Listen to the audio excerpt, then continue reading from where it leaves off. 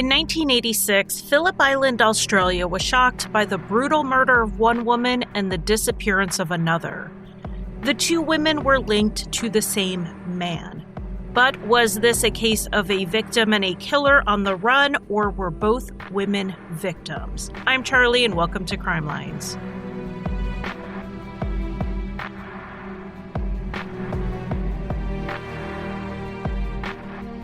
Welcome to Crime Lines. This week's podcast episode was recommended by Luca, so thank you so much for sending it in. The best way to get case suggestions to me is to email them to crimelinespodcast@gmail.com. I try to get them from social media and YouTube comments, but a lot of times I miss them. Email, I will not miss it.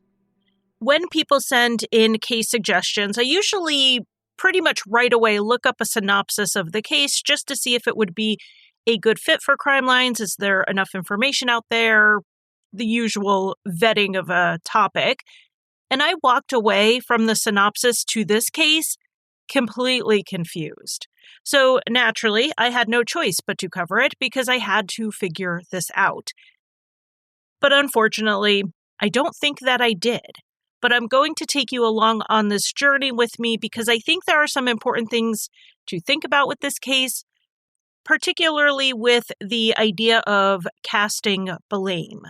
This won't be my longest episode, but it's definitely one that probably top 5 to 10 in how much time it took me to sort through the timelines and witness statements. I will shout out 2 of the main sources for this podcast episode. One was the book, The Phillip Island Murder, by Vicky Pietras and Paul Daly. The other is a television program that covered the case. It is called Sensing Murder, and Sensing Murder does use psychics in their show, but I'm not going to cover that information. The show is free on YouTube. This episode is called The Scarlet Letter if you want to see that aspect of it for yourself. But they did have firsthand interviews with investigators and people close to the case. They covered most of it in the first half of the program, so that is the information that I have used here.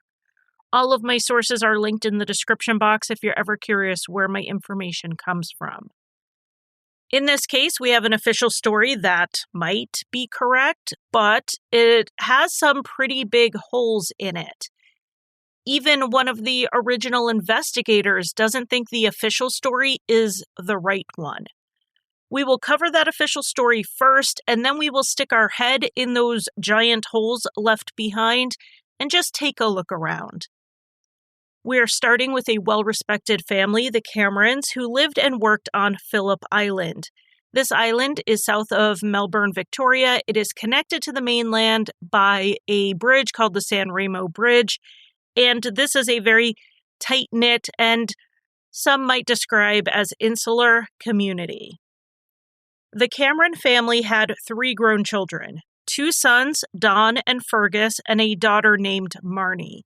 They all owned and managed a successful family farm together, and their houses were all on the same street. In 1976, 26-year-old Fergus Cameron married 25-year-old Vivian. The two went on to have 2 sons together, born in 78 and 81. Their marriage had some pretty serious sore spots, particularly with communication. When problems would come up, they couldn't talk them through, so resentment built. But divorce never seemed to be on the table for either of them over the first decade of their marriage. The extended Cameron family was all incredibly close, so Vivian and the in-laws got along really well. They were close friends as well as relatives. Everyone worked on the family farm, some of them full-time, some part-time, as they would have jobs elsewhere. An outside job that Fergus had was at a penguin preserve known as the Phillip Island Penguin Parade. You seriously get to go watch a colony of penguins do their thing, and if you've ever been there before, please send me pictures. Thank you. So Fergus worked there starting in 1978. In 1984, a 21-year-old woman named Beth Barnard started working there as well. Beth's family had a house on the island, and she grew up the middle of 5 children. She loved animals and nature, so the penguin parade was the best spot for her to work. She met Fergus, who was 13 years her senior, through their work at the preserve, and he offered her a job working on the Cameron family farm in April 1985. Beth happily took the job, juggling both the work as a farmhand and her work at the preserve. About a month after Beth started working for the family, she hosted a party for the employees from the Penguin Parade. No one showed up except for Fergus, and the two spent hours talking. One thing led to another, and they slept together. Both Fergus and Beth seemed to approach it as a one-time thing at first, a bit of a mistake. Having an affair was not in their value systems. But then they saw each other again, and then again, and they would both try to call it off here and there, but they were never away from each other for long before they would get back together. Beth told friends that she really struggled because she didn't see a future with Fergus, even though she had fallen in love with him. The only way she could have a life with him would be for him to get a divorce. And Beth worried what that would mean for his sons. There was just no way to move forward without hurting his boys, and she just couldn't do that. At 21, Beth had never had a serious boyfriend before. She loved Fergus, and as much as she wanted to break things off for the sake of his kids and his wife and just her own ability to move on, she also very much wanted to be with him. And as long as Vivian didn't find out, it seemed like Fergus could have it both ways, though he also expressed later that he was torn over the entire situation. The illusion that Fergus could have his wife and children and his girlfriend at the same time was almost destroyed for the first time in December 1985. This is according to something Beth told her friends. Vivian walked in while Fergus was hugging Beth, and it was clearly a very friendly embrace. Vivian asked Fergus at that point if he was cheating, and he denied it. He insisted that he and Beth were just very good friends. This confrontation was almost too much for Beth. She decided it was time to end things as cleanly as she could. She quit her job at the Cameron family farm, and she gave notice at the Penguin Parade. She started to make plans to leave the island and find work elsewhere. Just get away. But soon enough, Fergus talked her into staying. He gave her her farm job back, and when she took back her notice at the Penguin Parade, they were okay with that. Things just continued as they had been. However, you can't unring a bell, and Vivian saw what she saw. She was growing more and more suspicious of Fergus cheating, and even expressed it to friends and family. And even if there was no affair, the marriage was in trouble. In May 1986, Vivian asked Fergus to go see a marriage counselor, and he said no, because he didn't see what good it would do. Vivian then tried to get him to quit his job at the Penguin Parade, since they could make do without the extra income. This would mean more time with the family, which I'm sure Vivian was also thinking it meant less time with Beth. Fergus said no to this as well. Vivian started then noticeably losing weight, which she told a friend was an effort to save her marriage. It could also be a side effect of the mental distress she felt. At one point, she called the Lifeline number, which is a crisis hotline. I can only imagine how Vivian felt at this point. She wanted to save her marriage, but she had a partner who didn't want to meet her halfway or even a tenth of the way. He did not seem to be invested in saving the marriage. In August 1986, Vivian demanded that Fergus do his part to work on their marriage, or what she perceived as his part. Fergus again said no. It seems at this point he was ready to start making the actual moves for them to separate. But he wasn't quite ready to pull the plug yet, so the two more or less ended up in a ceasefire for the next several weeks. Cordial, day-to-day functional relationship, but not warm and loving and not working on the marriage. And in this time, Fergus did continue to see Beth. On Sunday, September 21st, 36-year-old Fergus Cameron went to 23-year-old Beth Barnard's house. She was living in her parents' home on the island, but they were in Melbourne at the time. Normally, Fergus wouldn't come by when her parents were there, but since they were in Melbourne, he did. Fergus said Beth seemed a little bit down. For one, she was actually sick at the time physically. She had been diagnosed with a pretty bad sinus infection. But Beth was also feeling pretty down about her relationship with Fergus. She was looking at taking some time to stay with her brother in Melbourne to get some space from Fergus and the island and the whole situation so that she could clear her head and get some idea of what she wanted in the future. This was not unlike the other times they had tried to stay away from each other before. That night, on the 21st, Fergus did stay with Beth for a few hours. They did have sex, and then he went home to his wife. On Monday, September 22nd, Fergus checked in on Beth in the morning around 8:30 to see how she was. She said she still didn't feel better, and he said he'd call her later. Beth then talked to her friend Marie on the phone, and the two got together later in the morning. Beth had told Marie that she was going to see Fergus that evening and tell him that if he wanted to stay with Vivian, it was time he essentially let her move on. It was time for a decision. Beth left Marie's house in the early afternoon and headed back to her house. At 8 p.m. that evening, Fergus drove out to Beth's house. A neighbor backed this up, having seen headlights around that time. And the reason the neighbor noticed this vehicle was because the way it came down the street, she first thought it was about to pull into her driveway, which is why she was looking out. Instead, they pulled into Beth's.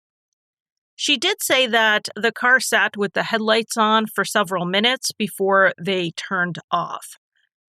But because of the trees between her property and Beth's, she couldn't really see much beyond that. While Fergus was with Beth, and unbeknownst to him, his sister Marnie was looking for him to discuss some business issue. She called the Penguin Preserve around 8 or 8:15, and they told her that Fergus had already left. So Marnie went over to his house to see him and found that he wasn't home either. But Vivian was, and now she's hearing that her husband left work when she thought he was still there. Vivian poured herself a glass of wine while she and Marnie waited for Fergus to get home. Fergus left Beth's house around 9 p.m., and he told her he would see her in the morning, though Beth told him she may be leaving late that night or possibly early the next morning for Melbourne to stay with her family. But Fergus later said he expected Beth would wait to leave until the morning so he would go and say goodbye then. When Fergus got home, it was between 9:10 and 9:20. He walked in to his sister probably looking pretty uncomfortable and his wife sipping wine and not looking too happy either. It had taken him well over an hour to supposedly drive the 10 to 15 minutes home after work. But right when Fergus came in, the phone rang, and he took that call for about 20 minutes, which was delaying the inevitable conversation. When he hung up, Marnie talked to him about whatever it was she was there for, and then she left around 9:45. Once Marnie left, Vivian and Fergus got into it over where he had been.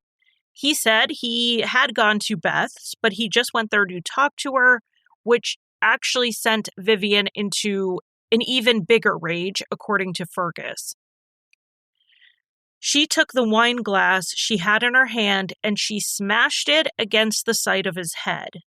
The glass broke and cut his ear. Fergus turned away from her, and Vivian then hit him with the broken glass on his back. Except this was a sharp, broken glass. Hitting him was really stabbing him. Fergus ended up with 3 puncture wounds from the glass, and he was bleeding from both his ear and his back. Fergus went upstairs to deal with his injuries, and Vivian followed him, still arguing with him about Beth. But when she realized how injured Fergus was, she insisted he go to the hospital because it looked like he needed stitches. And he did. So Fergus's sister Marnie had barely gotten back to her house when Vivian called her and asked her to come back. She said there had been a fight, Fergus was hurt, and they needed someone to come stay with their boys who were asleep at this point. Vivian was with Fergus at the hospital getting him seen by the doctor. Marnie and her husband Ian went over to the house, and Fergus and Vivian were already at the hospital. They were surprised to see blood in the house, even though they knew Fergus had been injured. Maybe it wasn't just that there was some blood, but how much blood. They saw some near the broken wine glass, but also some up in a spare bedroom. Marnie grabbed a broom and swept up the broken glass so no one could step on it, and she threw it away. Ian ended up heading home while Marnie stayed in the house and waited for Vivian and Fergus to get back. At the hospital, Fergus was numbed up and getting his stitches. The doctor checked in with him, asking if it hurt. Fergus said no, and Vivian replied, "Well, you're luckier than I am."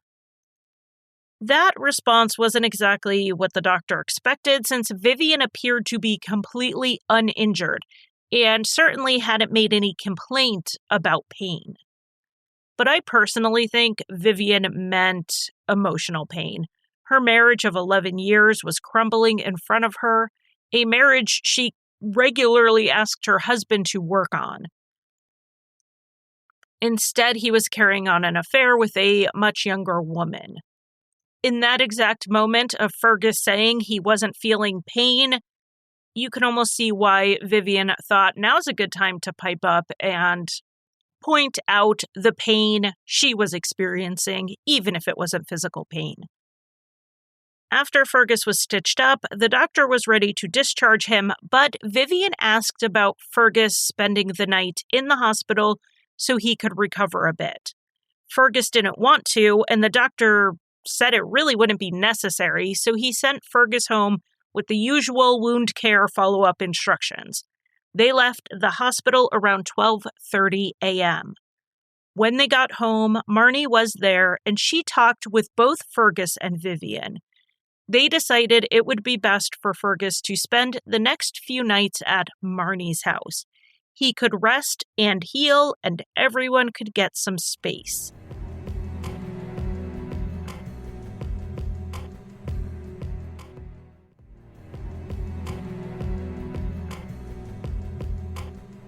Marnie went ahead and headed home with Vivian saying she would drive Fergus over after he packed his bag.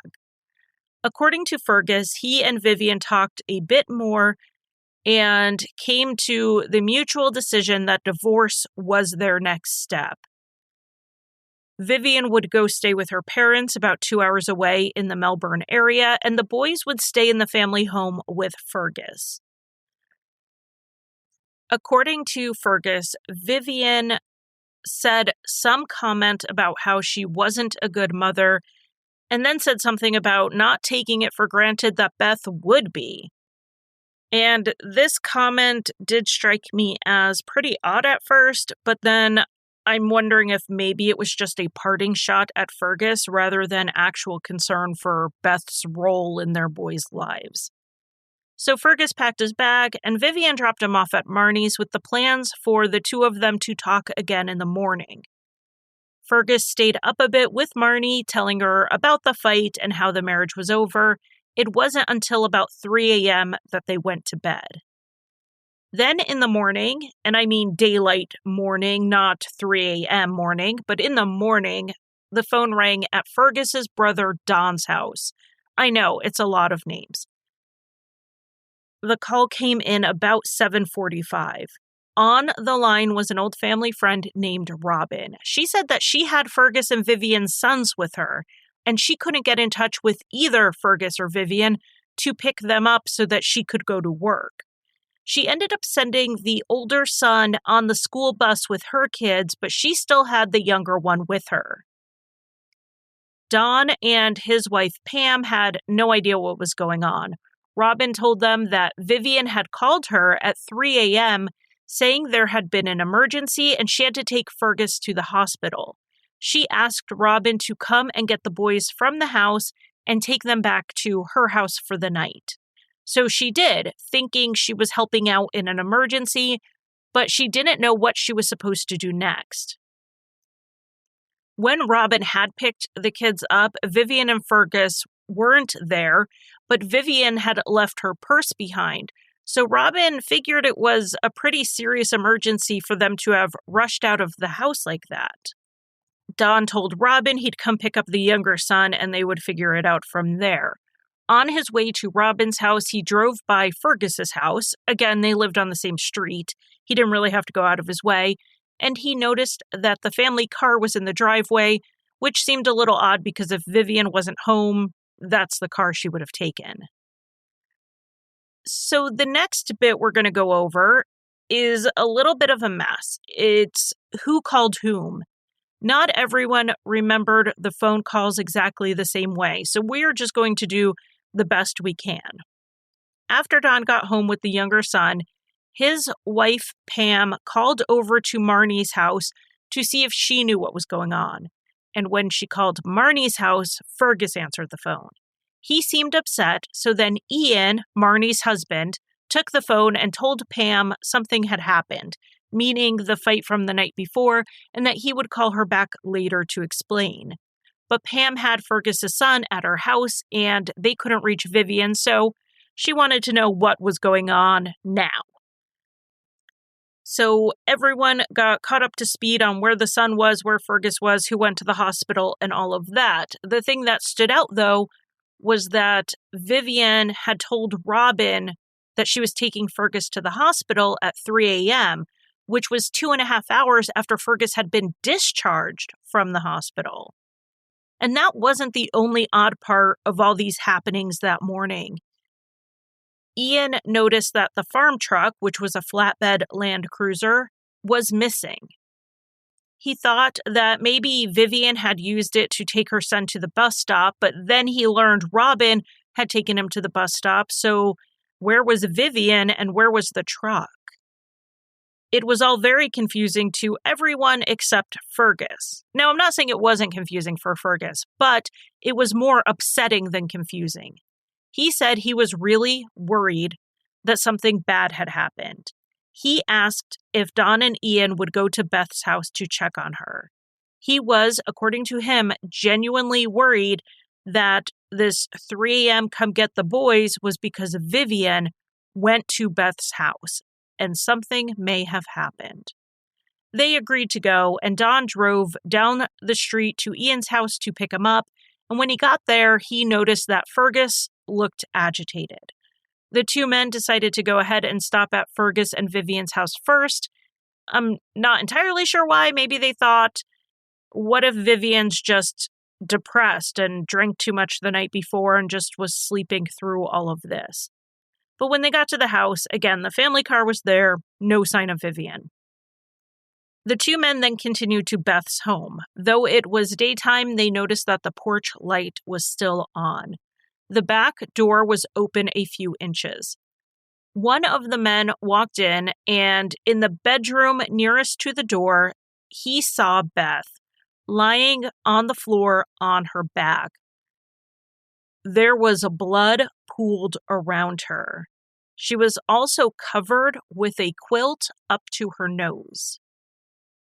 The one who went in called the other one in, and then they both backed out of the house and drove to the police station to report it.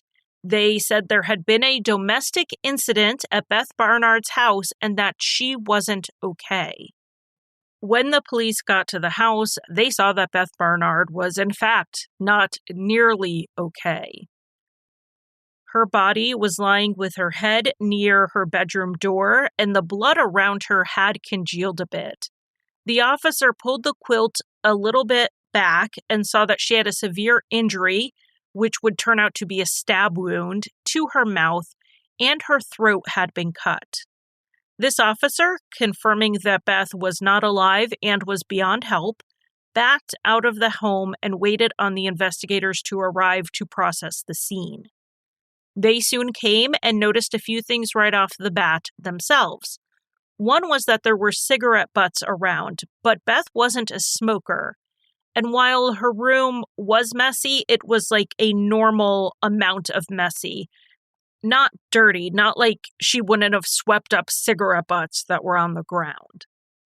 There was also a bloody knife with a wood handle nearby, initially believed to be the murder weapon. However, that is up for debate. There may have been another knife used or used in addition to this one. Beth had a pattern of cuts that looked like two cuts right next to each other, something that this knife wouldn't be able to make. So picture something more like a tomato knife or a bread knife that has the double prongs at the tip.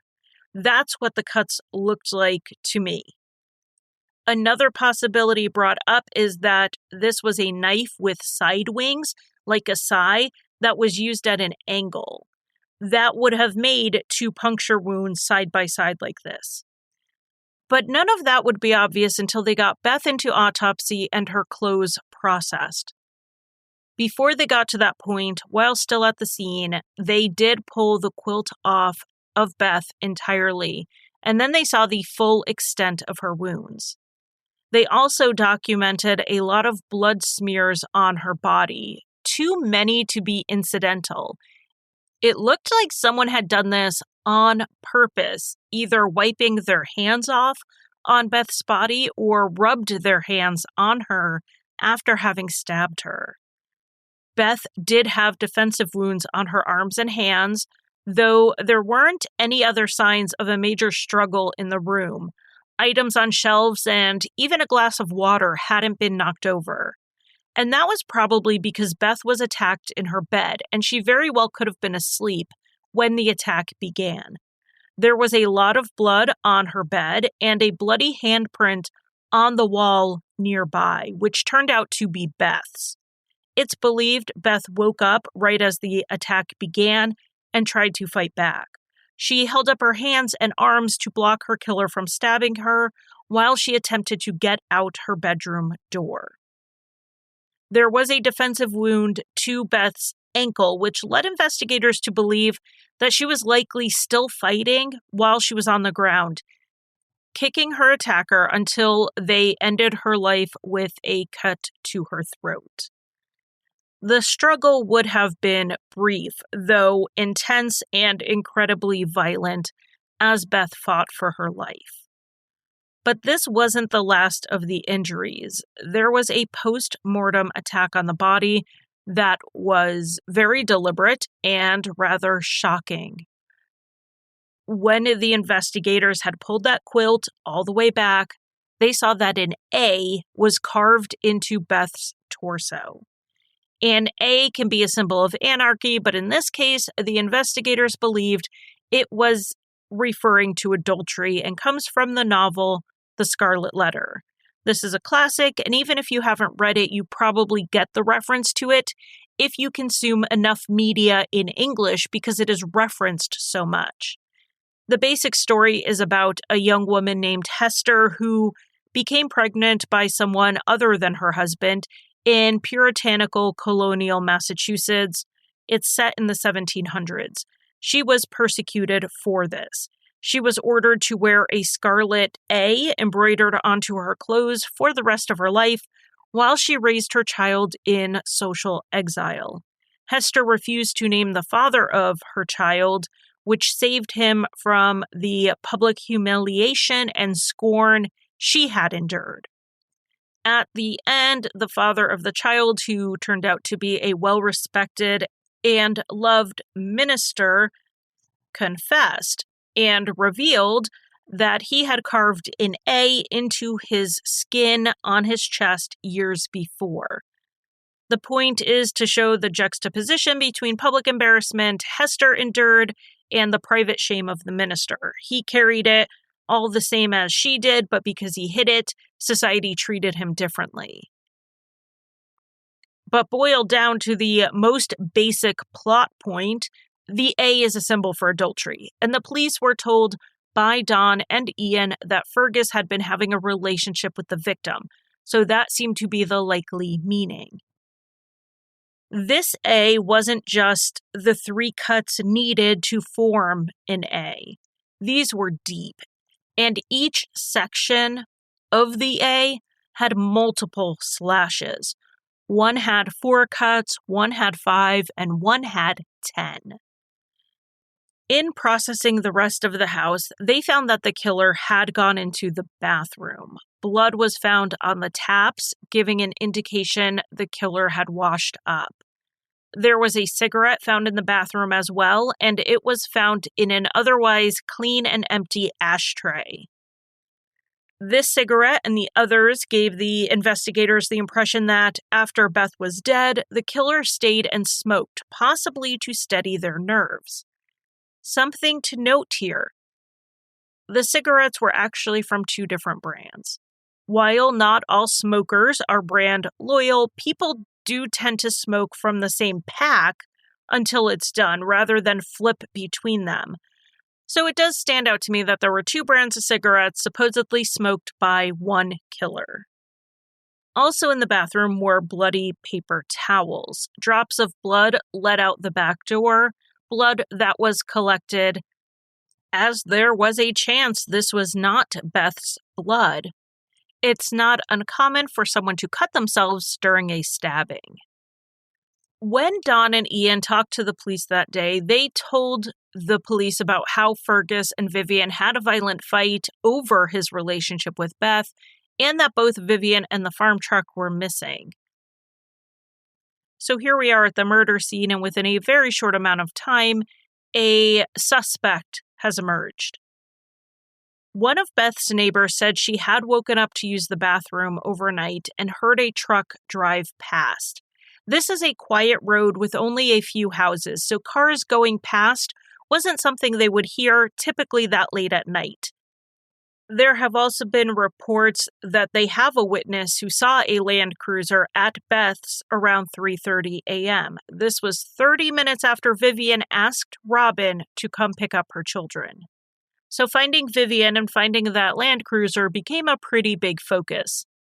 The truck was found later that day, which seems like a quick development. However, the official story has this truck out in plain sight all day and no one saw it. So that is a little odd. It ended up being Fergus's brother Don's wife, Pam, who found it. She was driving home from work between 4 and 5 p.m. when she passed a spot near the San Remo Bridge. She saw the truck pulled over, so she made a U-turn and pulled up to it. Pam had been in touch with the family off and on throughout the workday, getting updates on what was going on, so she knew they were looking for Vivian and they were looking for the truck. But when she saw it, Pam first thought about how when she ran errands at lunchtime, she had seen police in the area. So now seeing the truck, her first thought is, okay, the police pulled Vivian over, and the truck was left there while Vivian was taken in. Pam checked out the truck and found that it was unlocked with the keys in the ignition and Vivian's handbag in plain sight on the seat. Thinking that the police had just left it like that, she took the handbag and the keys, locked the truck up, and drove back to work. She was closer to work than she was to home, and she wanted to call her husband, Don, to find out what was going on. Pam went back to the truck, took other valuables from the vehicle before she then drove home. She said she noticed there was a black-handled knife on the floor on the passenger side. She knew it was a knife from Fergus and Vivian's house since she and Don owned the same brand. It was clean, though. The knife didn't have blood on it or anything. But the thing is, the police had not found the truck. They hadn't pulled Vivian over. Pam finding the truck and contacting the police about it was the first they heard of it. Her assumption was incorrect. The police went out to secure and search the vehicle, even though Pam had already taken things from it. In the truck, they found a washcloth that was covered in blood. I mentioned before that it was odd no one had spotted the truck in plain sight. It was very close to the bridge, which is the one-way on and off the island. So the investigators coming to the island that morning and then going back to the mainland later would have passed it if it was there earlier. So that brings up the question of when it was parked there. The earliest possible sighting was around 5 a.m. when a man drove by and saw a vehicle parked in that spot. He couldn't say that it was the truck. He just remembered some vehicle was parked there. Since there are public restrooms near that spot, he assumed someone pulled over to use the bathroom. The only reason he even noticed this vehicle was that it was somewhere he didn't normally see a car parked that early in the morning. So if the vehicle there at 5 a.m. was the farm truck, then the police had passed it and never noticed. The earliest sighting of the vehicle where the witness is saying, yes, that is the vehicle I saw, was more like 3 p.m., which would have been an hour or two before Pam drove by. So an early theory was emerging, one that would actually see us through the rest of the investigation. And here it is. Vivian called her friend to take the boys. She then went to Beth's house in the Land Cruiser, killed her, and then drove to the spot near the bridge. From there, one of two things happened. One, Vivian parked the truck and jumped off the San Remo Bridge to her death. Or two, Vivian parked the truck and then got on a bus at a nearby bus stop, and she was on the run. Both theories have the same issue. They have no proof. The bridge was searched for any signs of where Vivian may have jumped from. There were no signs of any disturbance. The rail had a light coating of salt from the water, and it was uninterrupted. The divers searched the water for Vivian or even a sign of her, like a scrap of clothing, a shoe, her glasses. Nothing was found. And then there is another factor about this bridge. It's not that high. There are no recorded instances of anyone completing suicide from that bridge. There's really no reason Vivian would have believed it was a good plan. And as for getting on a bus and taking off somewhere, they couldn't find any evidence Vivian did board a bus that day, and she never made contact with anyone. And there is another issue with the sequence of events that came out when the murder of Beth and the hunt for Vivian hit the news. One of Vivian's friends, named Glenda, said she had spoken to Vivian on the phone on the morning Beth's body was discovered. And she spoke to her mid-morning, around 10 a.m. She said the call was incredibly routine. Vivian talked about buying something to make a gift for someone else. Vivian didn't sound upset, disturbed, in a rush, nothing like that. But Glenda could tell that Vivian wasn't alone when she called because there were voices in the background.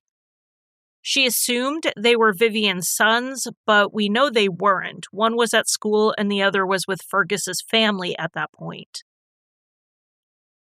And Vivian was supposed to be at work that morning. There is no solid proof she made it there, though there's a coworker who saw an entry indicating she was. So was that where Vivian called her friend from work and those were the voices she heard? That's possible, but the investigators are split on if this phone call 1 happened, and 2 was really Vivian. They asked Glenda if she was sure it was Tuesday, sure it was 10 a.m., sure this was Vivian. And Glenda said yes on all counts because she had a friend over at the time. Her friend backed her up that it was mid-morning on Tuesday that Vivian had called. And Glenda knew it was Vivian and not someone imitating her voice because Vivian talked to her about something they had discussed before, something someone else wouldn't really know about that very specific thing. This was a local call on a landline, so there were no phone records to pull. Back in the olden days, the only calls that would be logged were ones that also needed to be billed, like long distance or collect calls. If the details of this call are accurate, an hour after Beth's body was found, Vivian was unaware her husband's family thought she was missing. She was making routine phone calls and going about her day. And that stands out to me because if that's the case, why didn't she contact anyone about what to do with the boys? Why didn't she tell Fergus, oh, by the way, the boys are with Robin? Why didn't she take the family car like she normally would do? Why did she take this truck, which is very clearly a farm truck, to go wherever she went? My only theory on this is that this call wasn't routine. If Vivian had killed Beth, perhaps she still thought at that point that maybe she could get away with it. So she tried to go about her normal day. But because she was so shaken and worried and anxious about what had happened, she dropped the ball on some things like picking up the kids or letting someone know where they were. Other than that, I can't really fit this call or even the possibility Vivian went to work that morning into any theory of the crime or her disappearance, whether she was the killer or not. But let's get back to the official version. I said I was saving the analysis for the end, but sometimes I just can't help myself. Because a lot of this official story comes from Fergus Cameron's recollections of private conversations, it is important that we now go over what he had to say about all of this. Fergus's full interview with the police was 2 days after the murder. He told the story about his relationship with Beth and how it progressed, the issues with his marriage, the incident with the wine glass, and he said the incident with the wine glass was not the only time Vivian had become violent towards him as their marriage fell apart. But he hadn't called the police about it or needed medical treatment in the past. He only sought medical treatment this time because Vivian insisted. Fergus also said that Vivian made a comment on the way to the hospital that she was going to get Beth, but then said she didn't mean it, and he assumed she was just venting. Being the last one to see Beth alive and one of the last ones to see Vivian, the police really wanted to know all about his interactions with each. With Beth, Fergus said he went to see her Monday night, but she wasn't feeling well. He stayed about an hour. They did not have sex. And when he left, he reminded her to lock her doors because when he had gotten there, they were unlocked. With Vivian, Fergus said they talked after getting back from the hospital after Marnie left. They agreed to the divorce. Vivian wanted Fergus to have custody and all of that. This idea of leaving her kids with Fergus seemed so against what Vivian would have normally said or thought. She was a devoted mother. She tried so hard to save her marriage, and hours before, she was in such a rage over it that she stabbed Fergus in the back with a wine glass. And now suddenly, she's ready to just give him everything, including the children, so he can lead his best life while she moves back home with her parents with nothing. This is just one of those points that stands out to me because it doesn't really fit. That said, it is possible Vivian was just at a very low point in that moment. And that's what she said in that moment. The next day, she may have regained her senses, especially as far as custody went. It's also possible she didn't say it quite the way Fergus remembered it.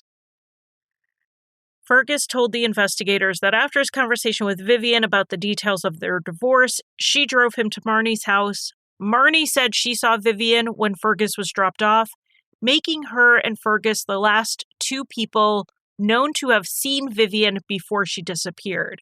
She then spoke to Robin on the phone at about 3 a.m., and she may have spoken to Glenda at 10 a.m. Fergus was asked if he defended himself against Vivian the night they had that fight, and he said he didn't hit her and she wasn't injured. While that wasn't exactly what he was asked, it was what the police were getting at, I'm sure. The forensics, however, would bring this answer into question. This was pre-DNA testing, but blood typing was done at the time, and then DNA testing was later done in 1995. Fergus and Beth both had type O blood, but they had different enzyme markers. I tried to look it up, but I did not understand it, to be completely honest with you. All that matters is that simple blood tests couldn't tell the difference between their blood, but sometimes more detailed ones could.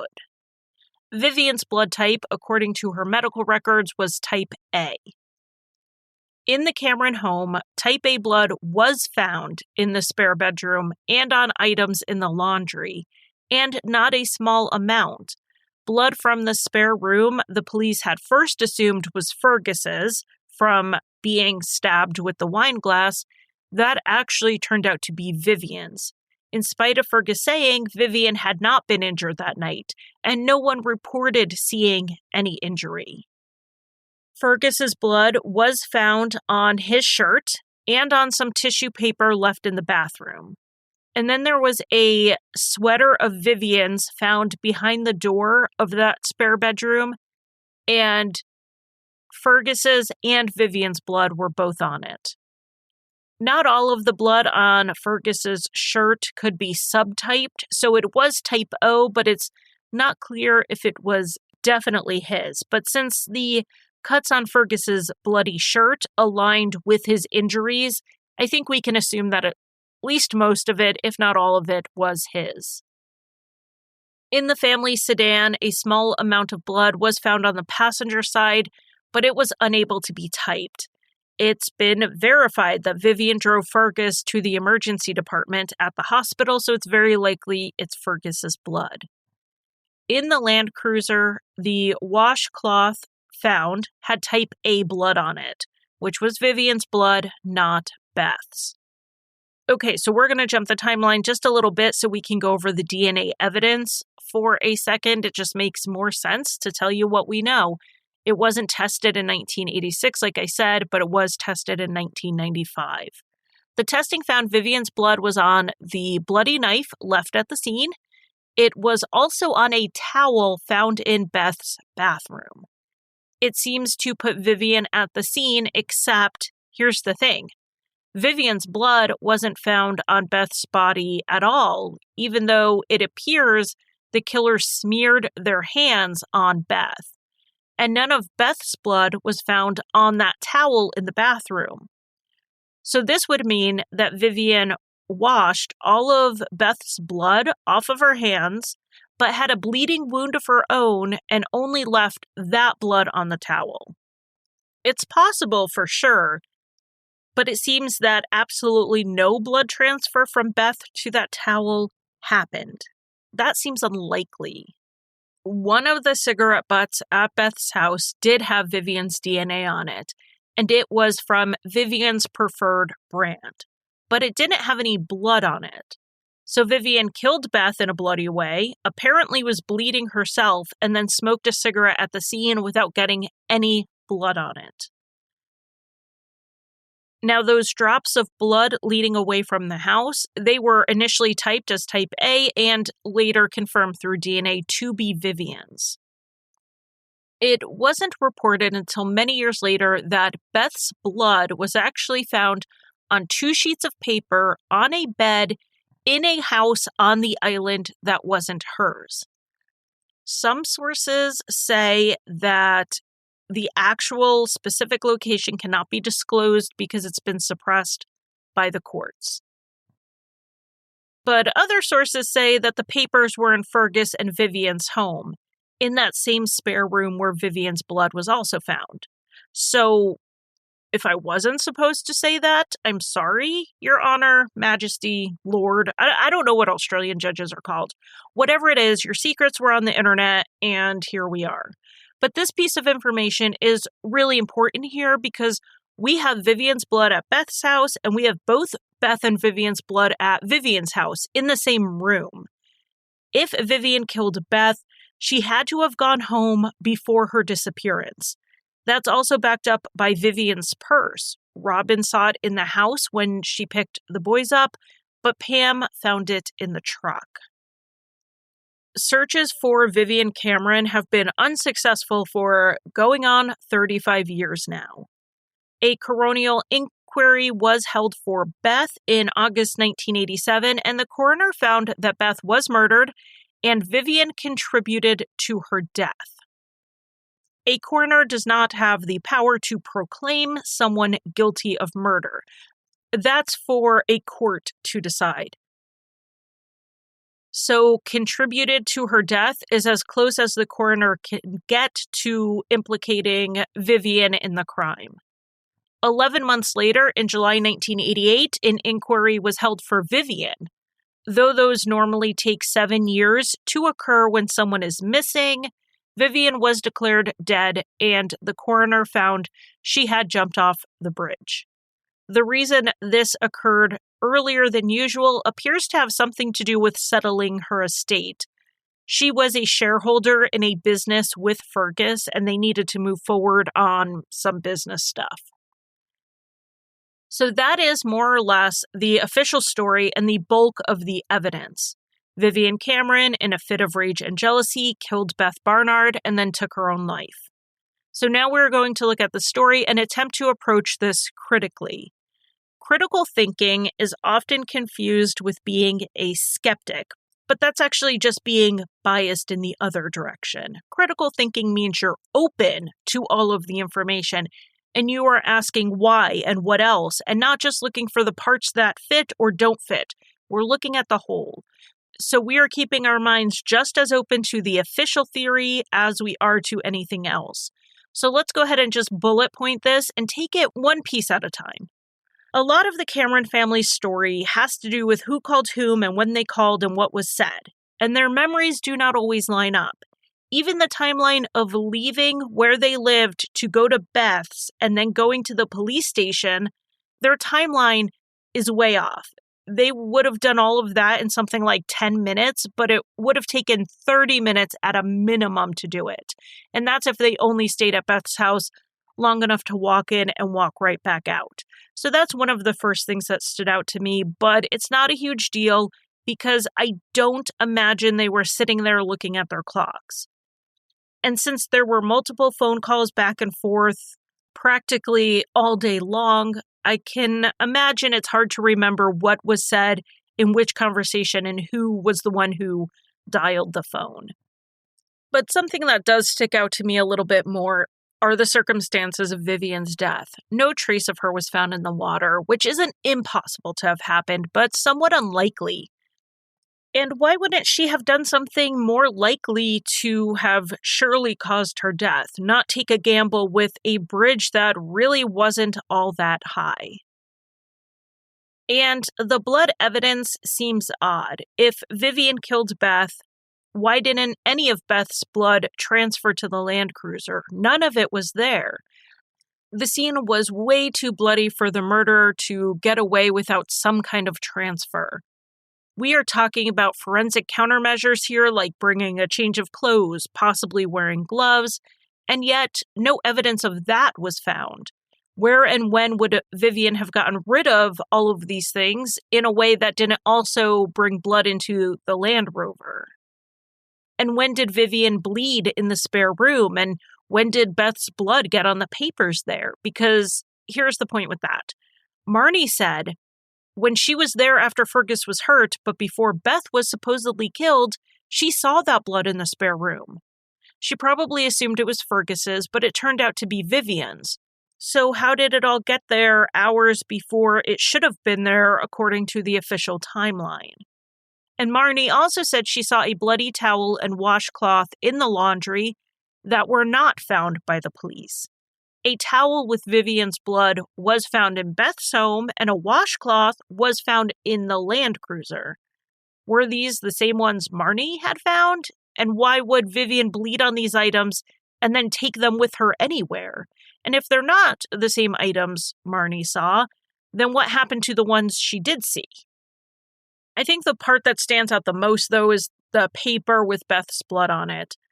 Allegedly, Marnie saw these papers on the bed when she was at the home. And I'm just going to say allegedly here because this information isn't widely reported on, possibly because it's not supposed to be, or it wasn't and now it is. I don't know, but the specifics of this information really have not been widely reported. But this paper, if it was on that bed hours before Beth was supposedly killed, how did Beth's blood get on it? If it was from Vivian going back to the house and transferring the blood, then why didn't she transfer any of Beth's blood in the Land Cruiser? Now, I do think it is possible Marnie is misremembering the paper specifically, if that is part of the official story, but I kind of doubt she misremembered the rest of the blood in the room. And of course, we have the 10 a.m. phone call, possibly placed from Vivian's work. I don't want to dismiss the phone call just because it doesn't make sense, especially since there was a witness to it. But if this phone call happened, there's something more to it. It served a purpose somehow. It set a narrative, it established an alibi. Now, what purpose and alibi those would be are just speculation, so feel free to speculate. Another question raised here was the motive. According to Fergus, Vivian was incredibly angry that night, mostly at him. She made a comment about getting Beth, but then she had hours to calm down. And according to Fergus, she did. Vivian was calm, and the decision to divorce had been made at the time she dropped him off at his sister's. Based on things Vivian said when she did suspect the affair was happening, she put the blame on Fergus, even saying to one person if it hadn't been with Beth, it would have been with someone else. Under these circumstances, I would have expected Fergus to be the one to end up dead. There's also what she said about leaving her boys. Before the murder, Vivian had told a coworker she was taking the boys to Melbourne with her. Fergus's brother-in-law was told Vivian and the boys were going to Melbourne. He even filled up her car for her so she could take that trip. So it was planned for her to go to Melbourne with the boys, yet told Fergus she was suddenly leaving them behind. There were also other suspects besides Vivian, and it doesn't seem entirely clear how closely they were looked into. One was a young man who had strong feelings for Beth, and she found him a bit too much.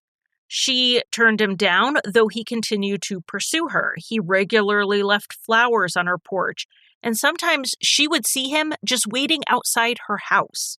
He would show up and randomly mow her lawn for her.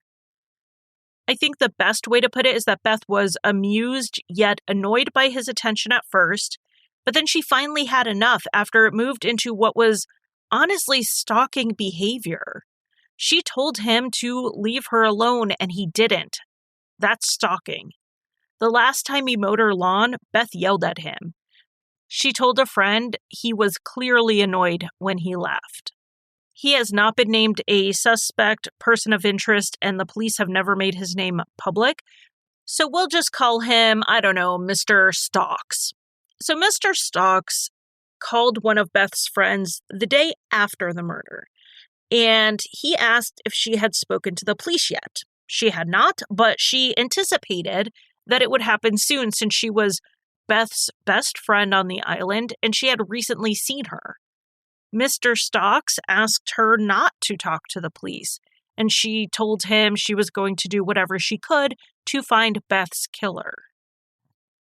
Whether Mr. Stalks was involved in what happened to Beth or not, I can see why he wouldn't want his stalking behavior revealed to the police.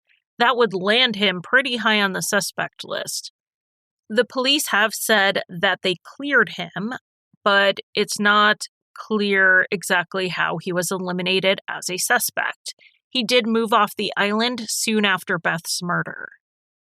Personally, I think it's very unlikely he was involved, because if this was anyone except Vivian, they planted evidence.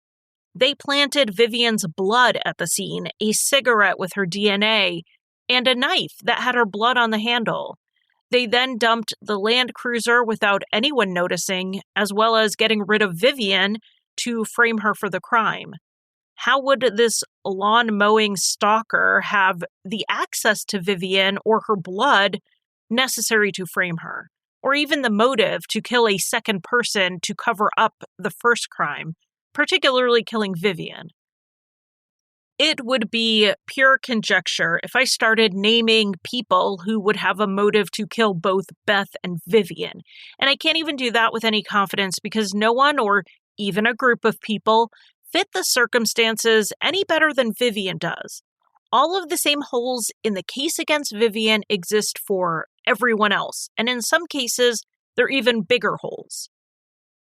It's not like Beth's blood was found on anyone else, or in their cars, or their blood and DNA was found at the scene.